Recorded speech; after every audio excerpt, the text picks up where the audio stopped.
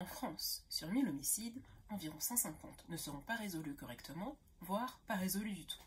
Aux États-Unis, selon les données du FBI, 40% des auteurs de meurtres ne seraient jamais arrêtés et se promèneraient en liberté comme si de rien n'était. Aujourd'hui, je vais vous parler de crimes dont les auteurs sont encore inconnus, toujours en liberté et pourraient se trouver à n'importe quel endroit à l'instant même où vous regardez cette vidéo. Alors pose tes grosses ou tes petites fesses et bienvenue dans un nouvel épisode de Crime et Justice.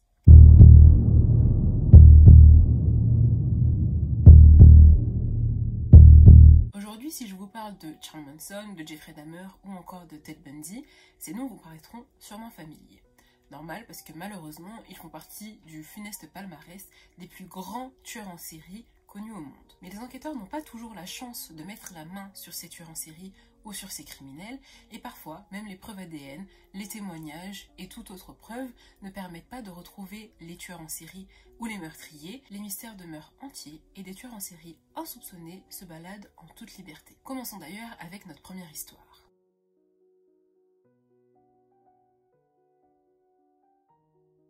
Depuis plus de 30 ans, la criminelle parisienne recherche et enquête sur un tueur en série qu'ils ont surnommé le Grillé.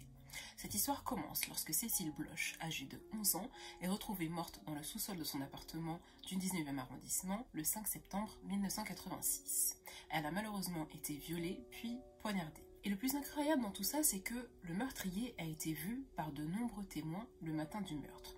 Donc plusieurs témoins l'ont vu dans l'ascenseur et même le demi-frère de la victime, donc Luc Richard, âgé de 24 ans au moment des faits, a croisé le meurtrier dans l'ascenseur. C'est ainsi qu'il a pu donner une description du tueur. Il va décrire à ce moment-là un homme d'une vingtaine d'années, plutôt grand, de carrure athlétique, avec un visage plutôt banal mais qui comprend des détails particuliers. L'homme a le visage rempli de taches d'acné, d'où le surnom le Grillé. Sur la scène de crime, on a retrouvé des traces de sang appartenant au Grillé.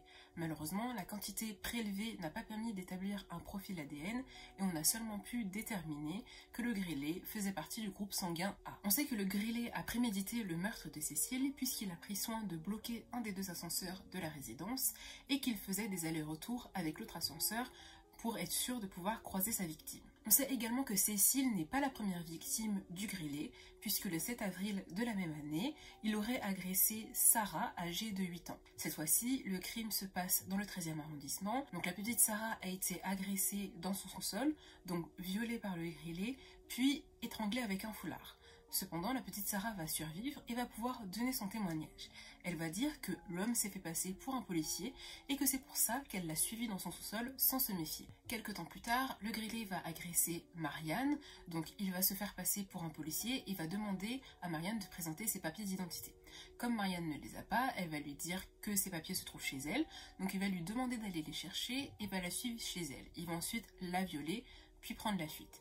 Cette fois-ci, le Grillé va laisser son ADN, donc on va être capable de dresser un profil ADN pour qu'un jour il y ait un profil qui matche et qu'on puisse le retrouver. Et un portrait robot va aussi être dessiné. Mais le problème, c'est que le portrait robot est quand même assez différent du portrait robot qui a été fait par le frère de Cécile Bloch. Le Grillé est aussi responsable du meurtre d'une fille au père allemande et de son patron. Donc ce crime s'est produit à Paris dans le Marais en 1987. Et sur ce crime, il y a un détail assez différent par rapport aux autres crimes que le Grillé a commis, c'est que là, le Grillé semblait connaître la victime. Il paraîtrait que la jeune fille au père était la petite amie du Grillé. Cette jeune fille au père tenait un journal avec dessus une liste de ses conquêtes. Donc il y avait une liste avec le nom de 30 hommes, donc il y avait leur nom et leur adresse, et donc les enquêteurs se sont servis de cette liste pour essayer de retrouver le Grillé. Après plusieurs mois d'enquête, ils ont pu innocenter 29 des 30 hommes présents sur la liste. Une seule personne n'a pas pu être identifiée correctement parmi cette liste. Il s'agirait d'un certain Élie Loringe qui habiterait aux 3 rue Ruben à Paris dans le 13e. Sauf que les policiers vont se rendre compte que Élie Loringe n'existe pas et surtout que le 3 rue Ruben à Paris est en fait un local régulièrement utilisé par les membres de la police. Ensuite, on ne va plus entendre parler du Grillé pendant 7 ans et il va revenir en 1994 avec une nouvelle victime. Donc le crime prendra place dans le département de l'Essonne où le Grillé va agresser la petite Ingrid en se faisant passer pour un policier. Après ça, le Grillé a totalement disparu et il n'y a, à ma connaissance, pas eu de crime qu'on pouvait relier au Grillé après 1994. Les enquêteurs possèdent pourtant l'ADN du Grillé, mais malgré ça, on n'a jamais pu retrouver un profil qui correspondrait à son identité. Les seules informations qu'on a à propos de ce tueur en série, c'est que il aurait pu appartenir aux forces de police, parce que il se fait régulièrement passer pour un policier pour attirer ses victimes, et il a l'air de connaître aussi tout le jargon policier. Le fait aussi qu'il ait donné une adresse qui correspond à un local régulièrement utilisé par les forces de police. Donc les enquêteurs estiment que le grêlé pourrait être un ancien policier ou qu'il aurait pu évoluer dans cet environnement-là. C'est très frustrant parce qu'on a une description, un profil ADN, mais malgré ça, ça fait plus de 30 ans qu'on est incapable de dire qui est exactement le grêlé. Aujourd'hui, le grêlé serait âgé entre 55 et 65 ans et pourrait ressembler à ça.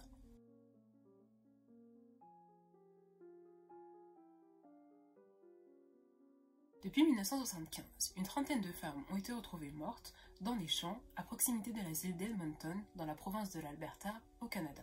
La plupart des victimes étaient des prostituées ou des femmes indigènes qui faisaient de l'autostop. On ne connaissait pas grand-chose de ce serial killer jusqu'au jour où il va croiser la route d'Amber en août 2010. Amber était une autochtone de 20 ans. Avec son fils de 1 an et une amie, elle décide d'aller passer un week-end dans la ville d'Edmonton. Donc elle va louer une chambre à proximité de l'aéroport, à quelques kilomètres de la ville. Le 19 août, Amber décide de se rendre en ville, donc à Edmonton, mais comme elle n'a pas de voiture ni d'autres moyens de locomotion, elle décide de faire de l'autostop pour s'y rendre. Un automobiliste va récupérer Amber sur la route, plus tard, elle sera retrouvée morte. Le soir de sa disparition et quand Amber se trouvait dans la même voiture que l'automobiliste, elle a appelé son frère qui était en prison.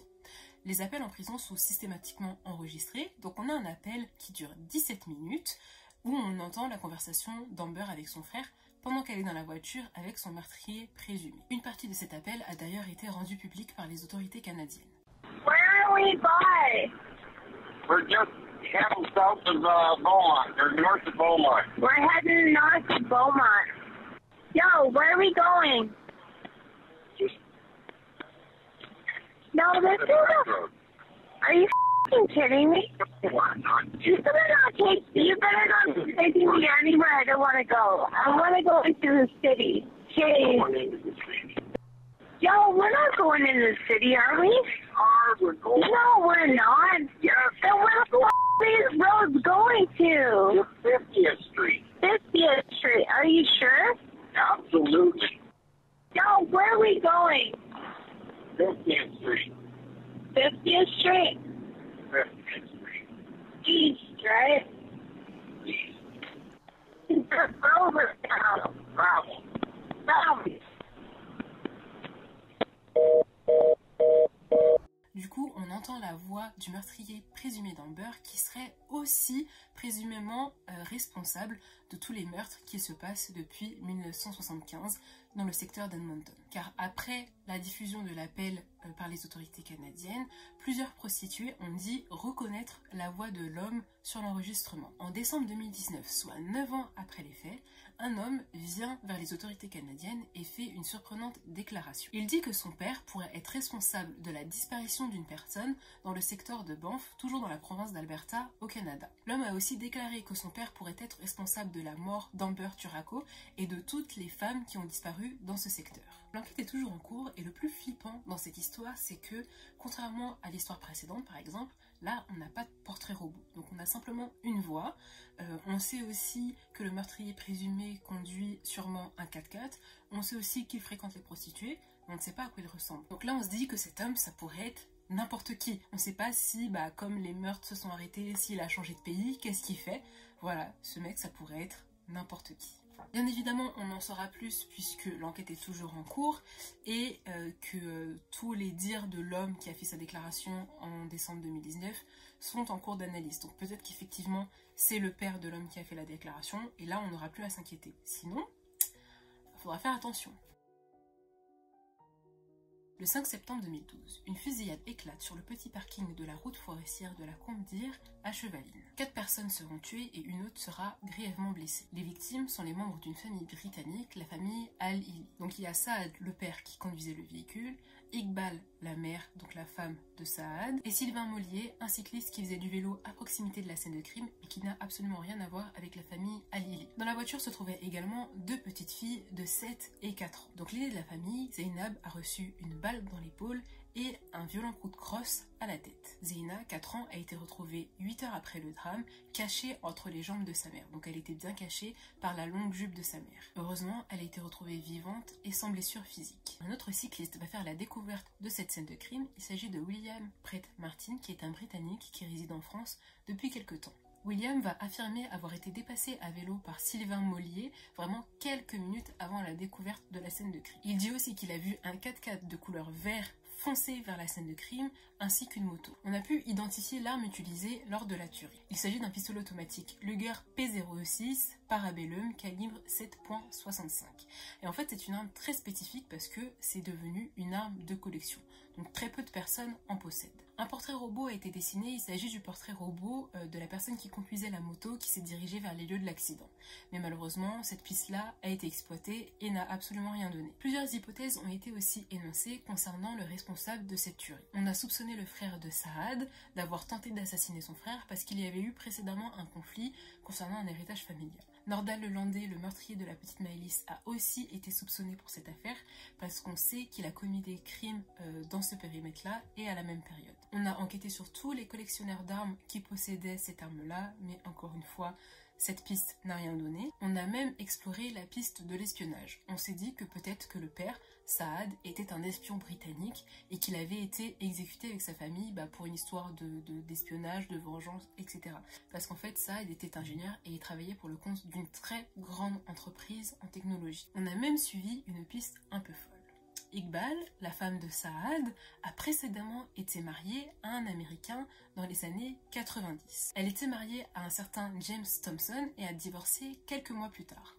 On soupçonne Iqbal d'avoir épousé Monsieur Thompson pour des raisons d'immigration. Il paraît même en fait qu'ils étaient amis et qu'ils que Monsieur Thompson a rendu ce service à Iqbal. Iqbal se faisait appeler Kelly Thompson en 1999 et elle aurait caché l'existence de cette première union à sa deuxième famille, donc à Saad. L'élément qui va faire que cette piste est une piste qu'on devrait exploiter, c'est que le 5 septembre 2012, donc le jour de la tuerie à Chevaline, l'ex-mari d'Iqbal meurt subitement d'une crise cardiaque dans les rues de New York. Donc la police française va penser que tout ça est bien plus qu'une coïncidence et le FBI aura le même avis.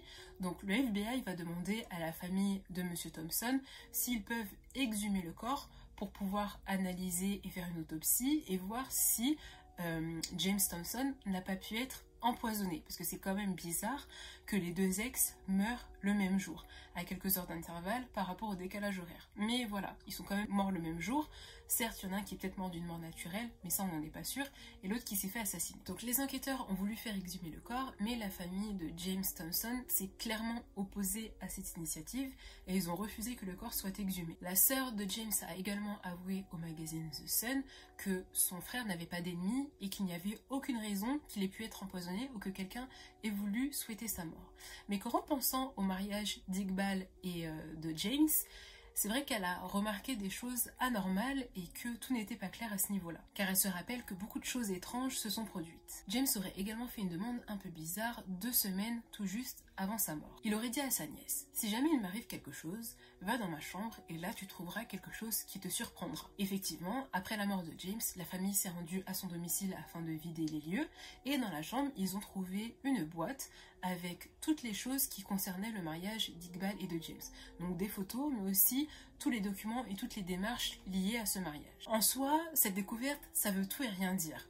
Ça veut peut-être vouloir dire que si je meurs, c'est que c'est bizarre, donc va dans ma chambre, tu trouveras quelque chose qui te surprendra, et ce que tu trouveras, ce sera la réponse à ma mort. Donc peut-être que Iqbal est vraiment en rapport avec la mort de James, ou peut-être que ça ne veut simplement rien dire, et que James a dit ça un peu comme ça, sans vraiment penser qu'il allait réellement lui arriver quelque chose. Zinad, la petite fille de 7 ans, a elle fait face au meurtrier. Rappelez-vous, elle a pris une balle dans l'épaule, mais aussi un violent coup de crosse sur la tête. Donc en fait, l'arme utilisée pour ce crime est une arme de collection, etc. Mais elle est aussi connue pour s'enrayer très rapidement.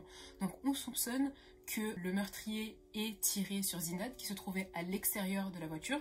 Je vous rappelle qu'on était sur un parking, donc peut-être que la famille Halili a juste décidé de faire un arrêt pour se reposer, pour se dégourdir les jambes.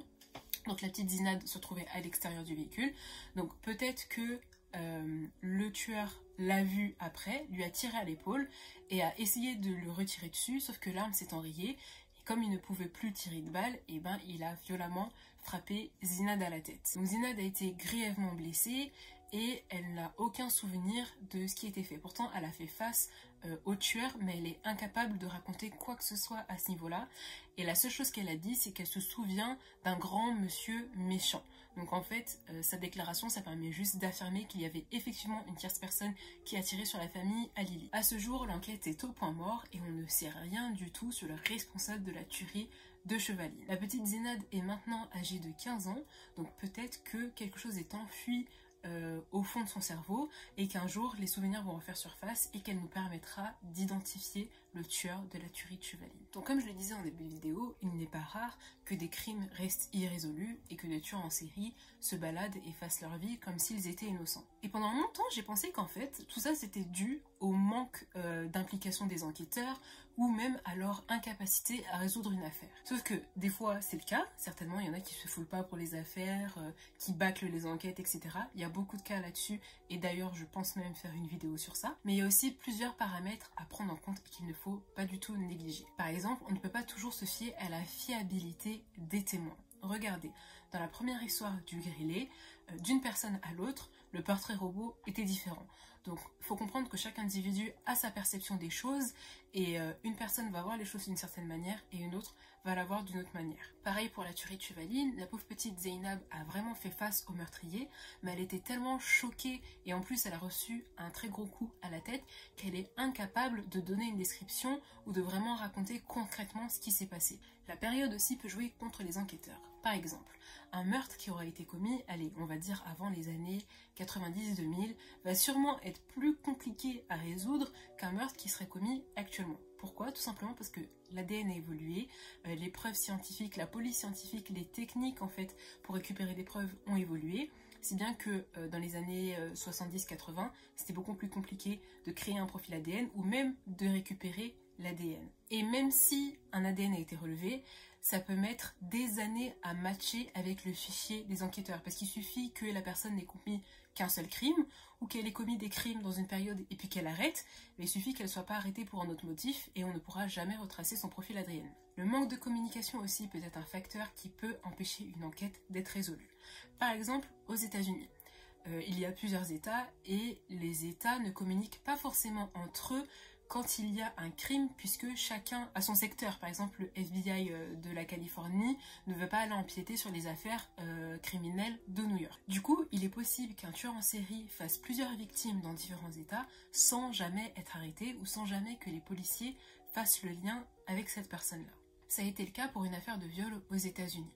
Une adolescente va aller se plaindre au commissariat en disant qu'elle avait été ligotée puis violée pendant qu'elle dormait. Le problème, c'est que cet ado avait pris une douche et avait effacé pas mal de preuves, donc il y avait très peu de preuves pour prouver son viol, et aussi son témoignage vacillait un peu. Elle ne donnait pas forcément tout le temps exactement la même version, mais en même temps, la pauvre avait vécu un traumatisme, donc ça peut se comprendre qu'elle ne soit pas cohérente quelquefois. Les enquêteurs ont finalement pris sa déposition pour un mensonge et ne l'ont pas cru. Et la pauvre fille s'est finalement rétractée et a dit qu'elle avait menti puisque personne ne la croyait. Sauf que non, c'était vraiment vrai. Elle s'était fait violer par un violeur en série qui d'ailleurs avait agressé plusieurs femmes à travers tous les États-Unis. Et comme en fait les pôles de FBI, des enquêteurs, etc. ne discutent pas entre eux dans les États, et ben ils ne savaient pas que chacun recherchait exactement le même violeur en série. Donc quelques ans plus tard, après plusieurs rebondissements, on s'est rendu compte qu'il y avait beaucoup d'autres victimes et bien heureusement, les enquêteurs ont fini par faire le lien et à retrouver le criminel. Et il y a aussi un dernier frein et qui est parfois un peu trop sous-estimé, et je pense que ça c'est le pire des freins, c'est la volonté des témoins. Parfois, il y a des gens qui sont courants, qui savent que leur père, leur frère, que leur sœur, bref, qu'un membre de leur cercle proche ou de leur famille est responsable des crimes, mais ne vont rien dire. Ou parfois, juste la famille refuse de coopérer. Par exemple, dans le cas de la famille Halili, si la famille Thompson avait accepté qu'on exhume le corps de James, peut-être que l'autopsie aurait pu donner des réponses et peut-être qu'on aurait effectivement vu que James avait été empoisonné et peut-être qu'on aurait pu lier les deux affaires. Mais la famille a catégoriquement refusé de coopérer à ce niveau-là. Donc parfois ces personnes-là gardent le secret pendant 10 ans, 20 ans Et c'est des années plus tard qu'ils décident de passer aux aveux et que là, on se rend compte que soit les enquêteurs étaient sur une bonne piste mais qu'ils n'avaient pas assez d'éléments parce que cette personne n'a pas parlé à temps, ou que les enquêteurs étaient carrément à côté de la plaque et qu'ils auraient pu se diriger vers la bonne piste et ne pas perdre 20 ans d'enquête pour rien.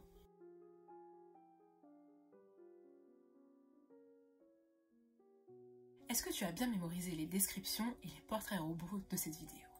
Est-ce que tu es bien sûr de bien connaître ton entourage? Fais gaffe quand tu vas à la boîte aux lettres, car tous ces meurtriers pourraient être tes voisins.